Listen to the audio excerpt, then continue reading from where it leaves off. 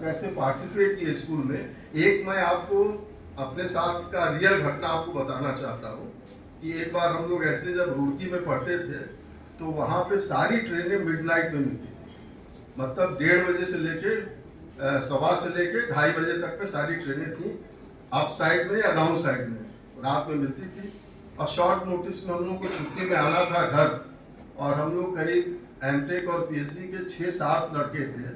तो बिना रिजर्वेशन के हम लोग पंजाब मेल में चढ़ तो गए, रिजर्वेशन था नहीं, और मिडनाइट में, और जानते हो कि कैसी वीआईपी ट्रेन है उसमें जल्दी जगह नहीं मिलता है।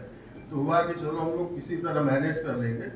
तो बाद में रात में टीटी मिला हम लोगों से, तो हम लोग उससे रिक्वेस्ट की, भाई देखिए हम लोग स्टूडेंट हैं और रिजर्वेशन नहीं मिल पाया है, हम लोग की अगर सीट हो तो आप अरेंज कर दीजिए। कहते मैं चुपचाप बैठे रहो, जगह होगा तो मैं कराऊंगा। तो सब करने के बाद तो हम लोग सोचे कि आधे सीट भी हो जाएंगे तो हम लोग आपस में एडजस्ट कर लेंगे। लेकिन उस टीटी ने हमारे ख्याल से रुड़की से अगला स्टॉपेज लक्सर का है, तो लक्सर तक या उसके थोड़ा सा और आगे आते आते उसने सारे सीट हम लोग को दिए, और देने के बाद कहा कि आप इतना पे कर दीजिए, जो एक रिजर्वेशन का चार्ज होता है। तो हमारे किसी मित्र ने उनको कुछ एक्स्ट्रा पैसा देने लगा। वो बहुत तेज, मतलब गुस्सा आ गया वो टीटी, और स्टेयर करने लगा। तो कहा उसने कि क्या आप सारे टीटी को ऐसे ही समझते हैं क्या?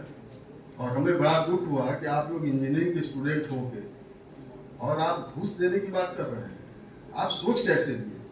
और मैं ऑनेस्टली बता रहा हूँ, उसने केवल जो रिजर्वेशन चार्ज थे वो लिया, और 1 रुपया एक्स्ट्रा नहीं लिया। वो हमारे लिए आई ओपनर था, और वो किसी रेलवे का वो एम्प्लॉय था, क्या उसको जरूरत नहीं थी? तो ऐसी घटनाओं का एक बड़ा प्रभाव पड़ता है। ये हम लोग खुद भुक्तभोगी हैं, और बड़े प्रेम से हम लोग को इतना उसने हेल्प किया, लखनऊ तक हम लोग साथ आया, और कई चीज़ें कहा कि हम आप लोगों से इसलिए लेसन देना चाहते थे कि आप लोग देश के भविष्य हैं, और अगर इस स्टेज में अगर आप इस तरह की बात करते हैं तो आगे क्या होगा, मैं उससे बेकरार था। तो आप ऐसा नहीं समझिए, आपके जैसे बीएलडब्ल्यू के एम्प्लॉयज़ हैं, आपका बाहर रेपुटेशन आपको अंदाज नहीं है कि बीएलडब्ल्यू बनारस की एक तरह से शान है। अगर कोई कहता है कि हाँ कोई अगर बड़ा कारखाना है तो वो केवल एक बीएलडब्ल्यू है जहाँ पे इस तरह की एक्टिविटी होती है, और इस कैंपस में आने के बाद आपको लगेगा नहीं कि आप बनारस शहर में। तो इस तरह के एम्बियंस हैं। तो आपके पास भगवान ने ऐसी अपॉर्चुनिटी दी है कि ये संस्थान हमेशा इसी तरह शाइन करता रहे, और देश के निर्माण में, देखिए देश का निर्माण तो उसके कई कंपोनेंट हैं, उसमें एक भी ये बहुत महत्वपूर्ण कंपोनेंट है।